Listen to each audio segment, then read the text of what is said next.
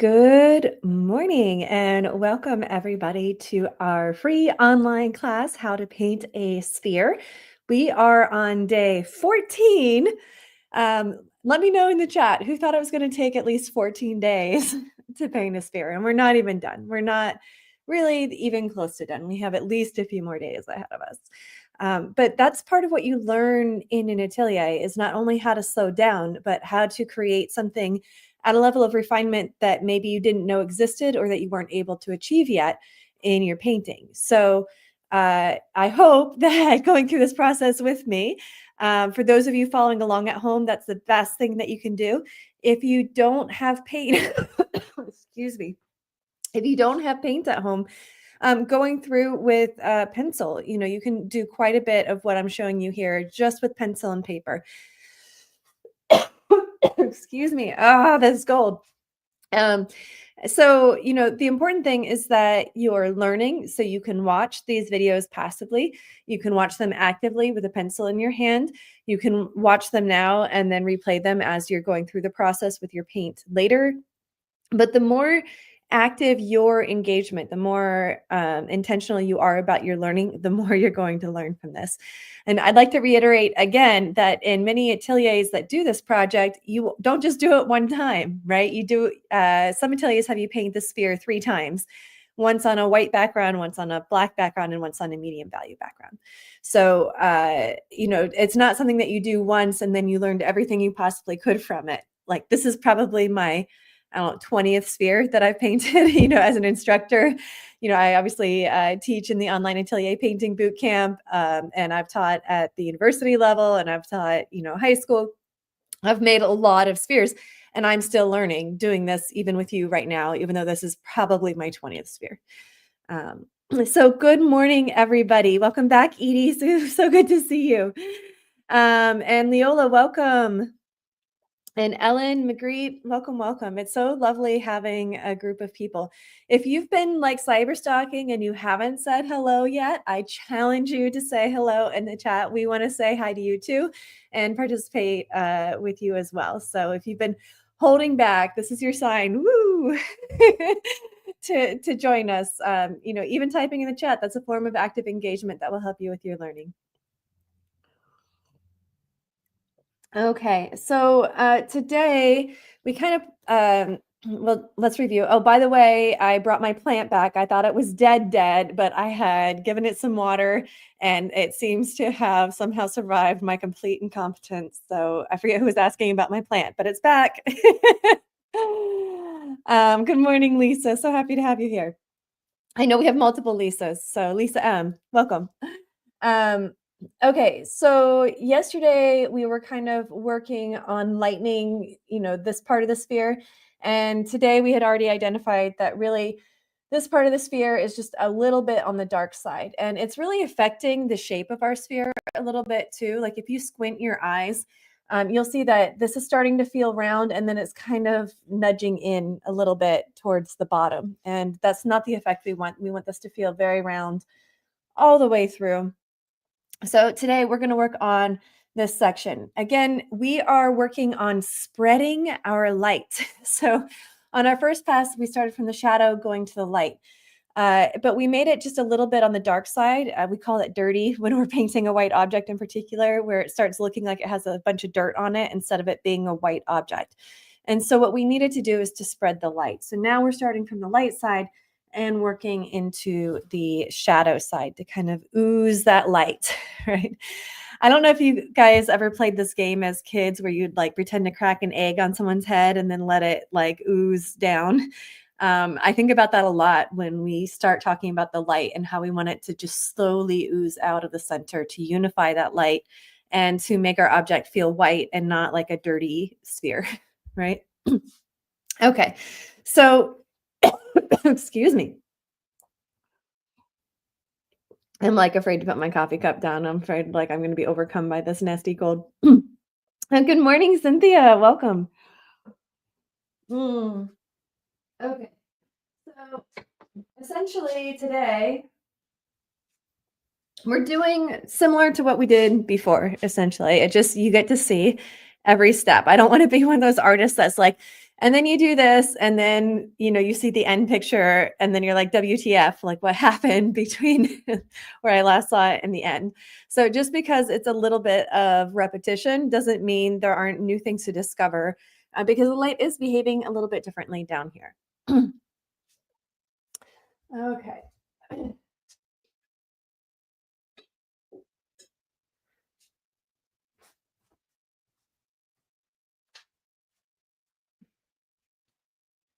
All right. So, again, I'm just going to start in the lightest area. Now, I have not been a very good painter. I haven't been doing a great job of cleaning my palette. I still have all my piles going from light to dark, but I ran out of space because I needed more space on the light side. So I started taking over this part of my palette with my lights. And most significantly, my white pile is very dirty. So I need to put some new white down just to have a clean pile of white. It would have been better had I just been cleaning my palette every day. That's the big girl choice. I'm not making big girl choices. I'm going to blame it on being sick, but next time I'll have to find a different excuse as to why I hate cleaning my palette and brushes.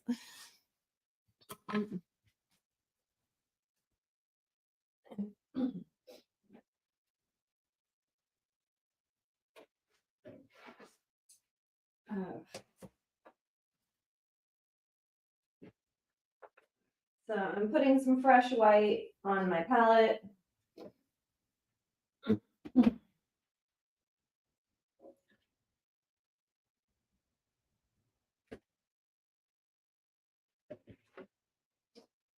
I'm wiping my nose off screen where you can't see me. Okay, so we now have some fresh paint. Oops.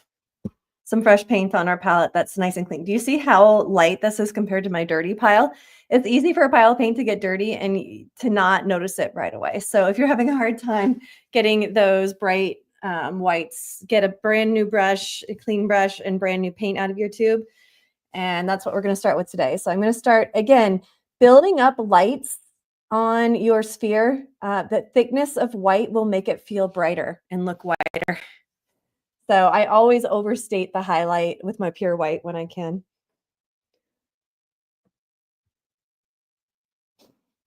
Okay, and basically I can kind of pre-see this triangle shape that I want to work on today, right? So this triangle is just sticking out a little bit darker than what's around it. So I'm just going to work on, I'll start on this pass here and just work my way over. Now, just because I'm lightening it doesn't mean that I want to lighten everything too much. So we still have quite a bit of distance here, and we do have to get to this value 7.5, 8-ish down here, all the way from our brightest light, right? So we're still going to be hitting all the notes. It's just we're going to stay a little bit lighter, a little bit longer before we start turning away. Oh, and Ellen is saying that she's going to try handheld palette after watching this, thinking it might be better in one way. My color always looks different on the glass away from the easel. Yes. So this brings up like a great point, Ellen, about, there's lots of different ways to hold a palette. Now, if you have a big glass table in front of you, I know this is the preference at some ateliers, you have so much mixing room, right? So you're never going to do dumb stuff because you run out of space on your palette. But I really like a handheld palette. First of all, it's very romanticized, right? Like, oh, look at me. I'm an artist. I'm holding, oh, I just got paint on me. I hate it when I do that. I was getting carried away by the romanticism. But, like, look at me. I'm an artist. I'm holding a palette. Like there's a bit of romanticism to holding your palette. But also, I like that I can hold it up next to my subject sometimes too, right? Because the less distance you have between the color you're mixing and your subject, I find the easier it is. You don't have the interference of a big gap between looking down at your palette, then looking back up, reestablishing where you were, and then looking back down, right? You can put your palette closer to where you want to go. Yes, I agree. It does look cool. And some people are saying, oh, I still do dumb stuff on a glass palette. It's a mess. Well, we can all do dumb things with palettes all the time, if we're really putting our A game forward. And Rita, welcome from Germany. I finally made it to see you live. We're so happy you made it to see us live. Welcome. So happy to have you here. It was so frustrating having it look so different, and now it makes sense. Yeah. You develop your visual memory as a painter no matter what you're doing, right? And so if you prefer the advantages of a big glass table, a bigger working surface, you need to compensate for that by having better visual memory of where you are in your painting because you have to go down to up, down to up. Whereas if you put your palette side by side, you eliminate, having to change your angle. Like you can, in theory, look at your palette, your subject, and your painting all at the same time. Okay. Excuse me. All right. So now that we've put this light in and I'm just working across my palette, right? So it's easier for me to show you this way. So I'm just working from my light to my shadow. Because we're extending our lights, I have a few in between lights that I moved over here just because I was running out of space on my palette. If I were setting up my palette today, knowing I was working on the lights, I would have given myself more space on the light side and, brought my darks around. But since I'm being lazy and didn't clean my palette, we're doing it this way. Hey, Toyin! Oh, so lovely to see you. I missed you in Florence as well. Toyin's one of the students I helped create a master's degree program in Florence, Italy with the Florence Academy of Art, and Toyin was one of our students there. So happy to have you. It's so lovely to see you. Welcome. Okay, so I am going to work from the light to the shadow and doing the same thing that we were doing before.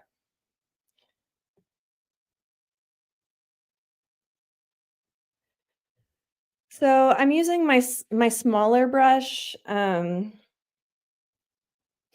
Excuse me.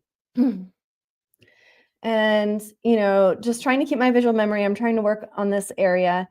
And I want things to be lighter, but not a ton lighter, just a little bit lighter than what was underneath.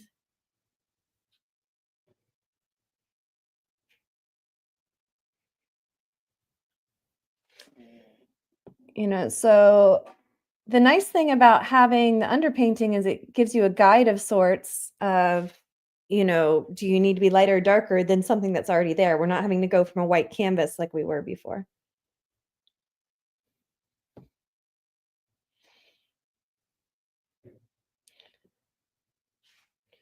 That feels like a little bit of a big jump.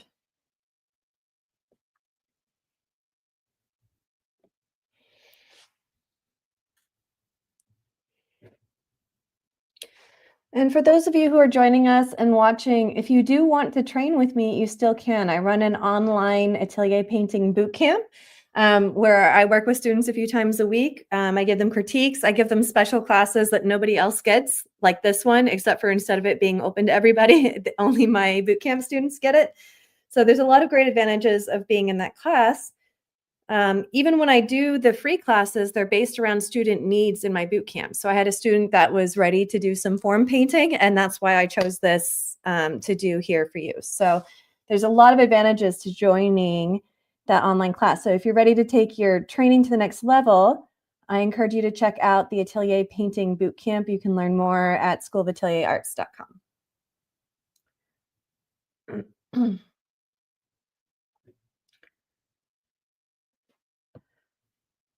Oh, that was too big of a jump. Do you see how that was such a big jump there? I need something in between.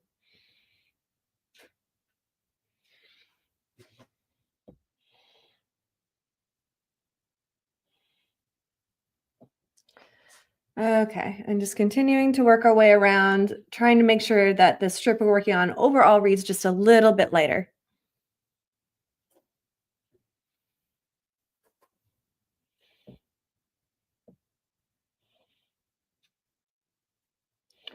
All right, my brush was a little bit dirty, and I'm not sure how well you can see this.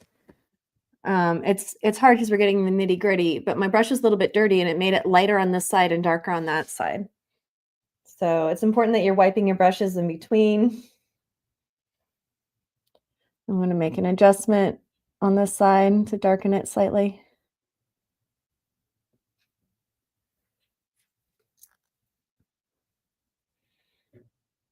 And remember that there's a rate of change to the form, right? So when it's in the light area, it stays light for a longer time. And then we don't have nearly as much space to get from light to dark, right? So we're kind of leisurely just going through one value, maybe two values here, and then all of a sudden we have to get through 5 or 6 values in a short period of time.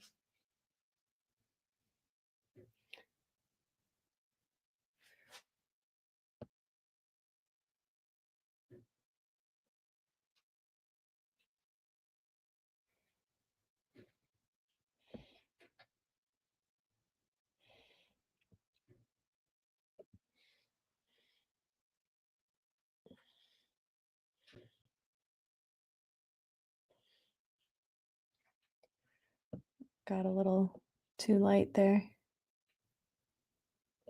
Remember that we agreed that we were going to lighten our core shadow a touch too, so it's okay if we do that as part of this pass. You know, it's dark, but not quite as dark as we had it. Okay, so this is the pass that we just finished. Hopefully, we're feeling good about it being lighter. I am feeling good about it being lighter, and I'm just going to keep working across. Okay, so today is a little bit mellower for us all, I hope, because we're familiar with this process. We're just kind of working our way through it. Again, starting from the lightish area and just doing the next step over. Working on our visual memory. Make sure we always know where we are. There are some exercises you can do just to practice your visual memory. You know, it can be something simple like looking at an apple and then looking away from it while you draw it, right? Like put it behind you and turn away from it, and then do as much as you can, and then look at it again, and then do as much as you can from memory. Like maybe even use a timer, like 1 minute for looking, 1 minute for drawing, and just see how much you can remember in that 1 minute. That could be a good future class that we do, some visual memory work.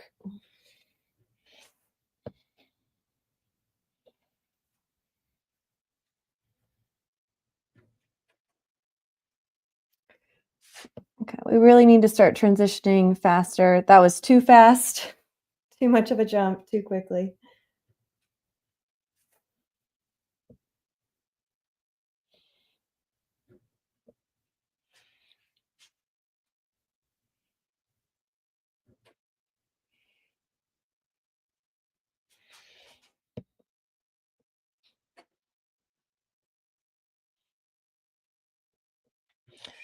You can see that my tiles are starting to get big because I keep trying to adjust a bigger area. Try to avoid doing that. Try to keep your tiles consistent in size. You can always do a second pass. The problem is once your tiles start getting big is that you start doing this, and we know that this is the enemy, right? We don't want to go around smudging everything together. Okay, so Cynthia's saying, how am I going to fix the dent? Which dent? Because there's a few in here. But the dent occurs, any dent that you're seeing is occurring because something is out of order, right? So if you have, for example, I'm trying to see if you can see this. So it's dark. That's not the best example. I fixed a lot of these, but basically anytime it goes out of order, like it's dark, light, and then there's this little strip of dark and then light again, that creates a dent. And the same thing's happening here. It's lighter and then it gets darker again before getting lighter. That creates the feeling of a dent. So, you know, you eliminate the feeling of dents by making sure you're always going from dark to light and you don't interrupt it. The dark bottom left. Is it this? Because we just haven't gotten to that part of the pass yet, like this thing here.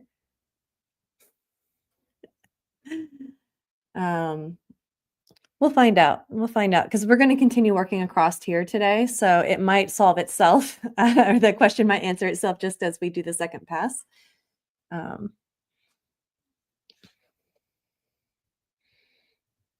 Good questions today.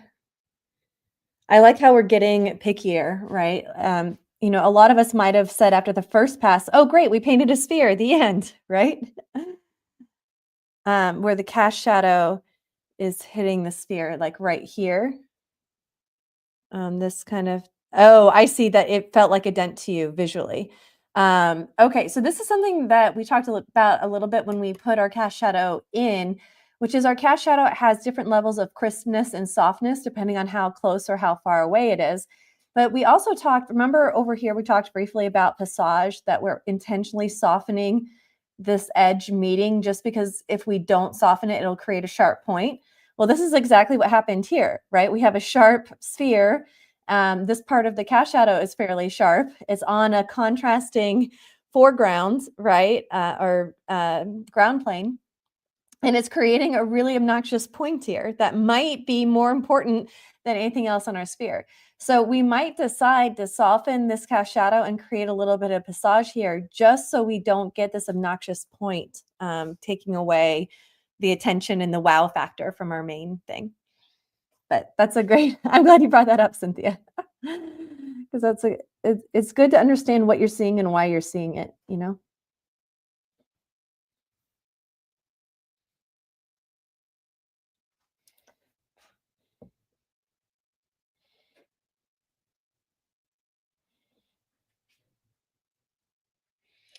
I might not have gone to the dark fast enough on this pass. Do you see how I extended the white a little bit longer than I had previously? Or the light, rather, not the white. So we'll see if this causes us any problems. It looks like I could put one value. It was just a big jump right there.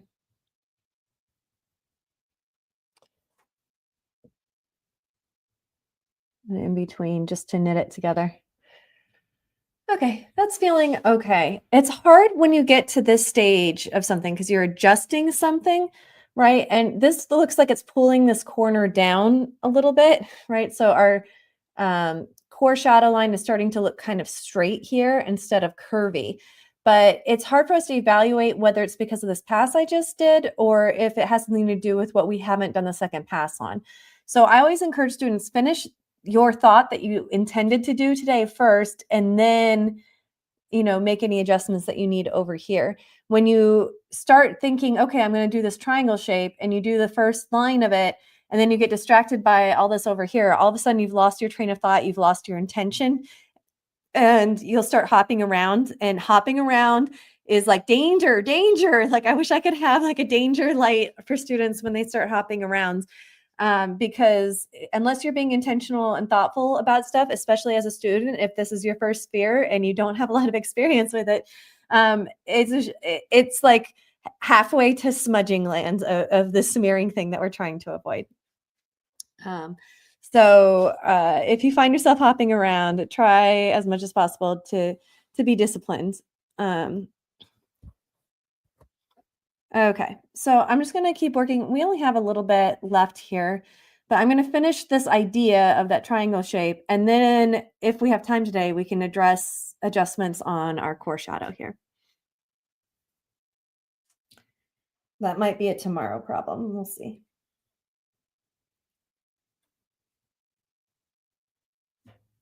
So again, I always like to start with the lightest area. Now, in this case, you know, we're making pie wedges. So our pie, this part of the pie is kind of melding with what's over here. It doesn't really start till about here, which is maybe our value 1.5 to 2. So I'm going to put a guess down of where I think that is, and that's too dark.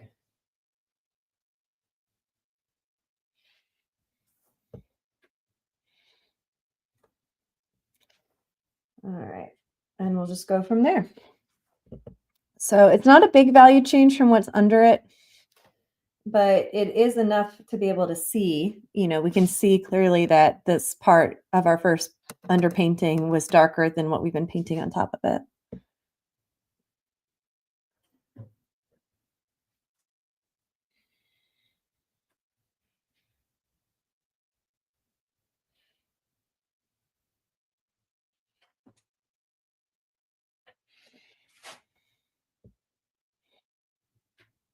Oh, that was too late.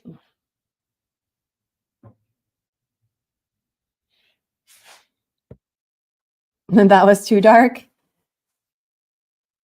All right, this is also a time when students tend to panic, right? If you make two mistakes in a row, it was too light, it was too dark. But, just take it easy. Try to be calm and methodical about your mistakes. No panicking.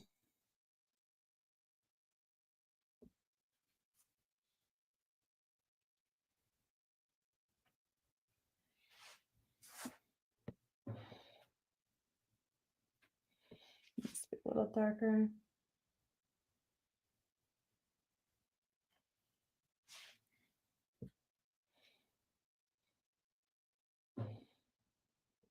All right, now that was just too big of a jump. So I need to find the value in between.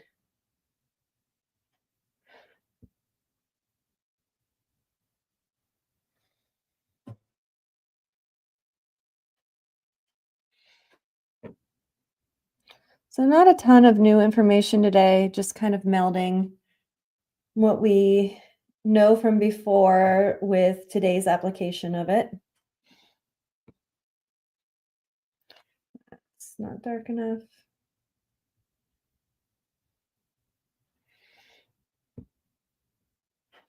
All right, that was too big of a jump. I need to find the one in between. Sometimes rendering something is just about finding the in-between value, right? Like, is the jump too big? And if so, how do you find the in-between value?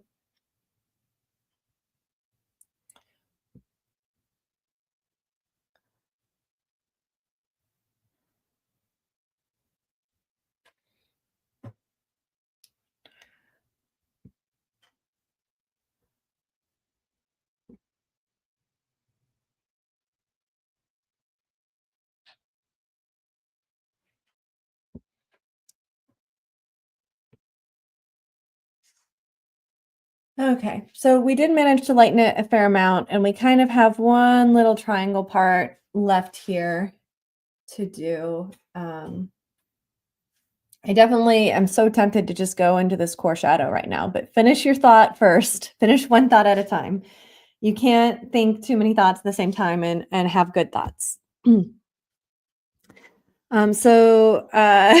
is saying, no panicking. You used the three bears technique. First was too light, second was too dark, and third was just right.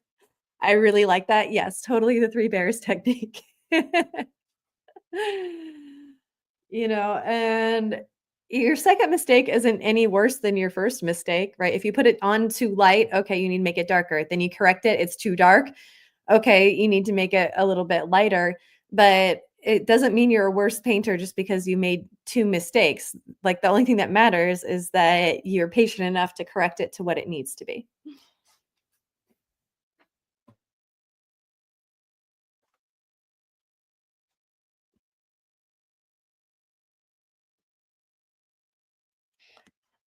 All right. So, yeah, just continuing on here. I'm going to work on this last little section, and it'll go quick because I don't have to start all the way at the very beginning. But because I'm not starting at white, then, you have to make a more educated guess. Ooh, that was a good guess. Karma comes back around for you sometimes, right? Sometimes you'll have terrible guesses. Sometimes you'll have really great guesses. And it does get easier with time. Your guesses are going to be more often correct with practice and experience, right?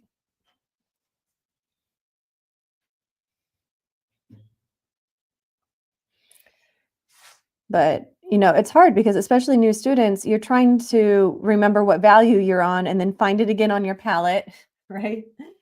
And right? It's a lot of things to have to think about all at the same time. That's why I'm so particular about insisting on processes and not jumping around because you have too much to think about already. Don't go jumping around, making it harder on yourself. Oh, that was too late. All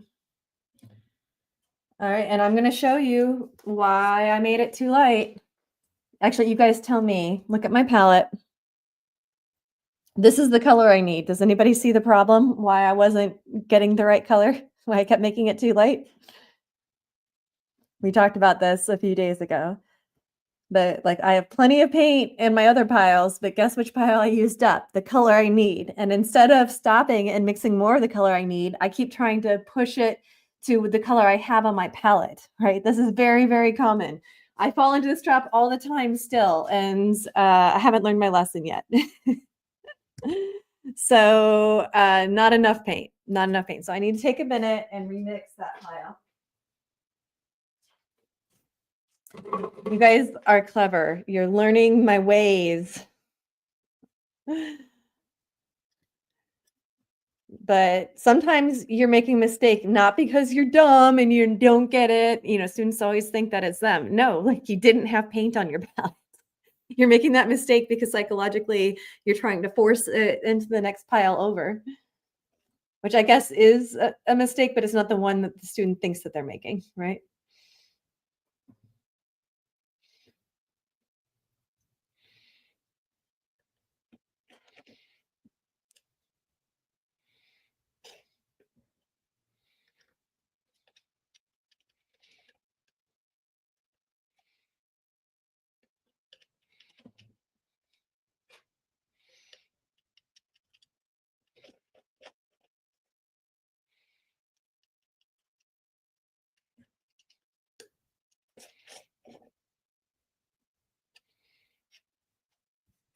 Okay. I now have the color I actually need on my palette and will hopefully stop making the mistake of making things too light. Ellen's saying, I didn't notice there wasn't enough paint. It could be the reflections. I am getting, it's that time of day where I'm getting that really bright reflected light off that wall, and it is showing up on my palette, especially because of the texture on my palette. I'm going to have to paint that wall a dark color. But, you know, the problem, like, I'm a painter, I generally love very colorful things, like, I have a hot pink tuffet, like, sitting next to me, right?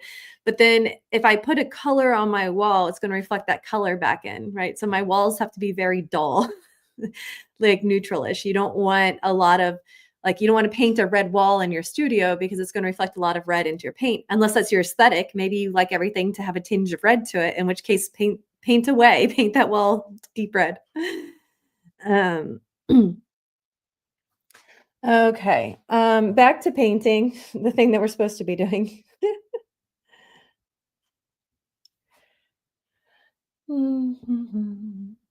Alright, that was too dark.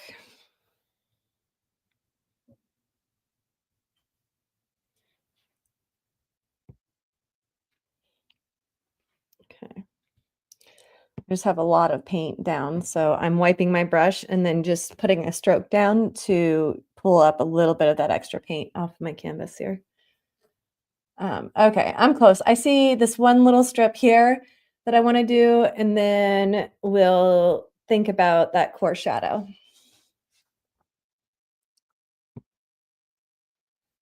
Dark.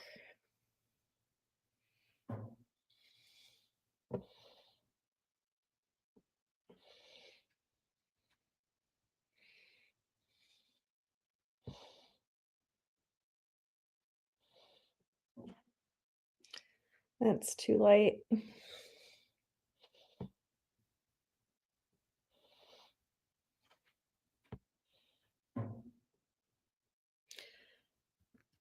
All right, I'm gonna start again because I overpainted the lightness. I just repainted it the same values that was underneath it. So the point is to make it a little bit lighter. So let's try again. Too light.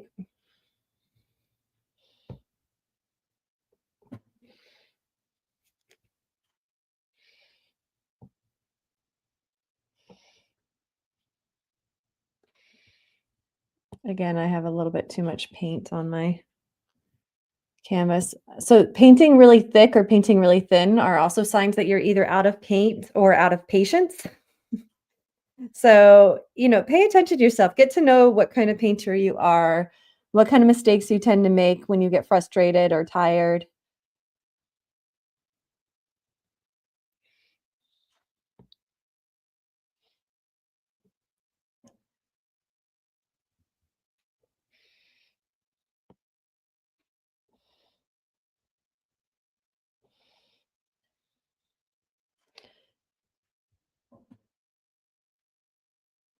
So on this part of my painting, I had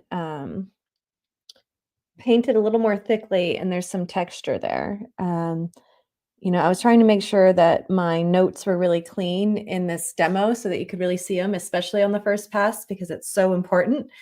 But I'm having some regrets now fighting with a little bit of the texture that's underneath there. I'm going to do this one little strip here because it's just darker than everything around it.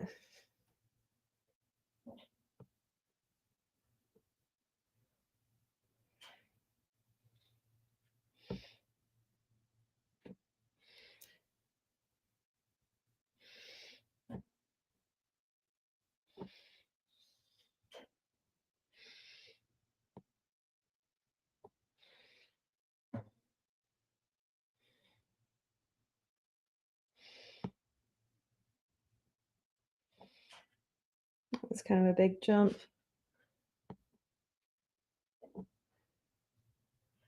All right, so I'm tempted to hop around a little bit because basically, when you do the last segment of something, you'll find a few places that aren't quite lined up. Like there's a little bit of darkness here that I want to fix. Now, if you get to the point where, okay, you can hop around a little bit to make some adjustments, you have to be mindful that it's really, really hard to get the right color right away on a random spot in your painting, and that you have to go into it with the mindset of it's going to take you a couple tries.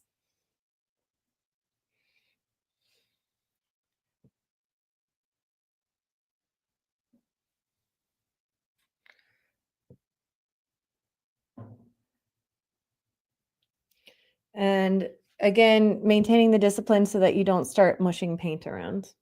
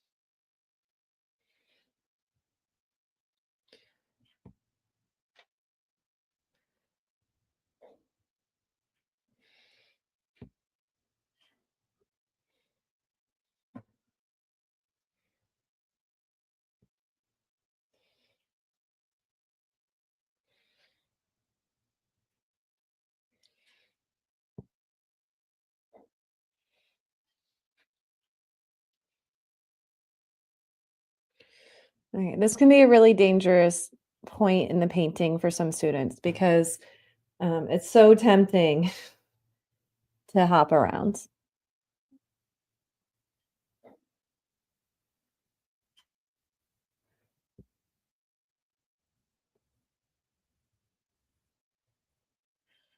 Okay.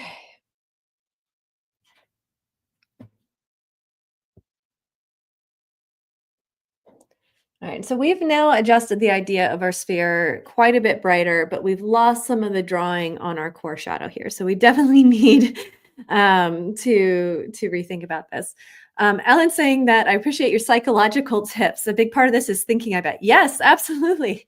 I know I mentioned this the other day, but we're not training your hands, we're training your eye. And your eye is actually a piece of your brain. Your optic nerve is literally an extension of your brain. It's brain, right? That's how we see. And so when you are thinking with your eyes and when you're training your eyes, it's one of the most direct ways of changing your brain that there is, right? Like, your tongue isn't an extension of your brain. So when you eat, it's not like directly giving sensory input to your brain, but your optic nerve is your brain, right? So, um, it's just amazing. And yes, there is so much psychology behind learning, right? We're trying to use our eyes in a brand new way.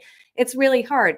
It can be physically exhausting too. When I was training in the atelier, I remember just starting to get so hungry all the time. And it got to the point where I had to eat 6 eggs in the morning just to make it through the morning of atelier training, right? Like that's how hard my brain was working.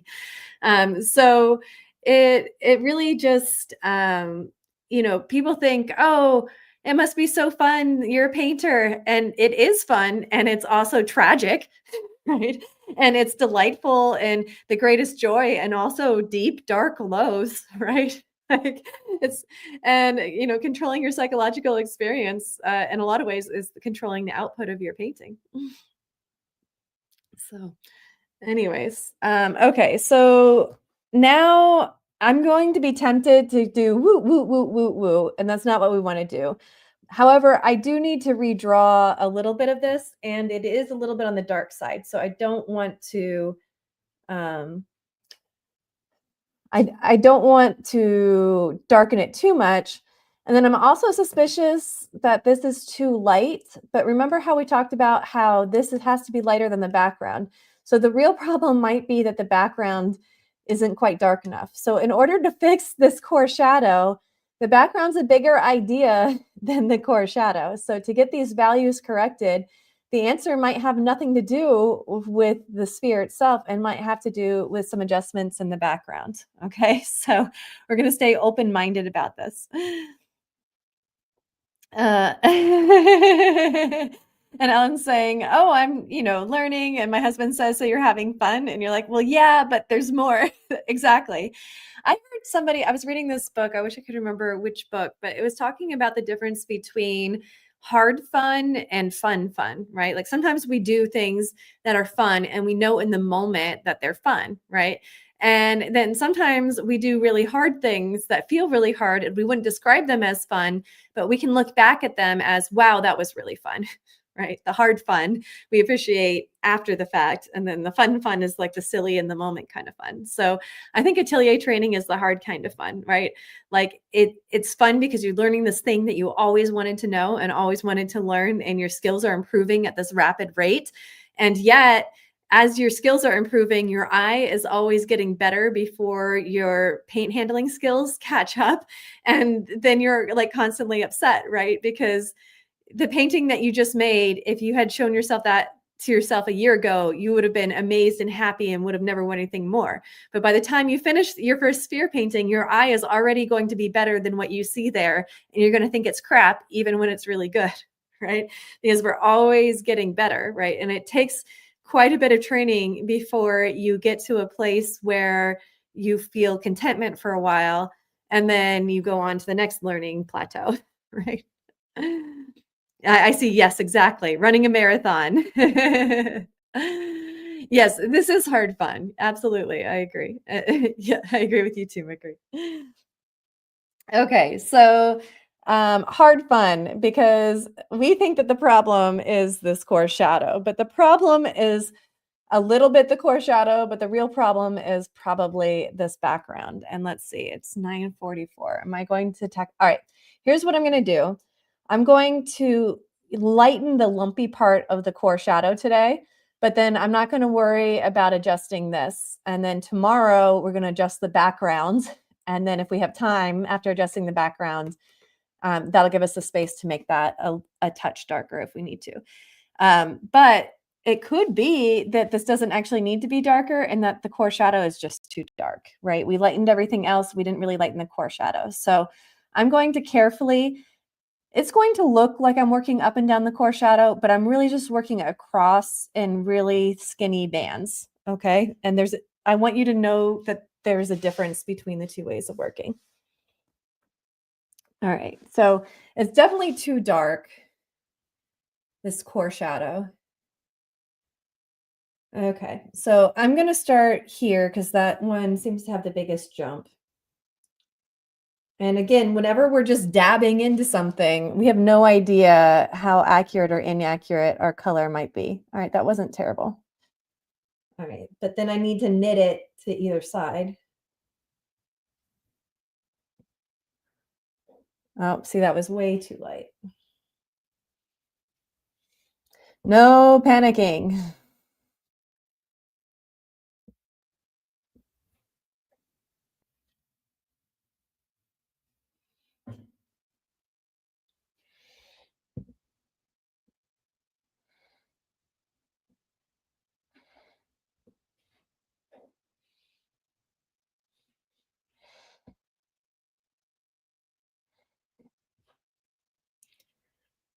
All right, so do you see how just lightening it is softening it a fair amount?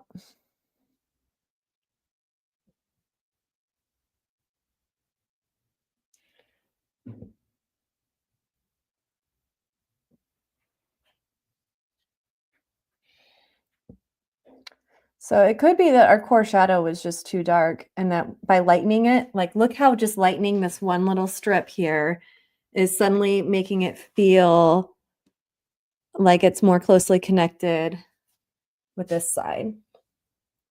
Now I said I wasn't going to do this, but I'm just going to knit back together here.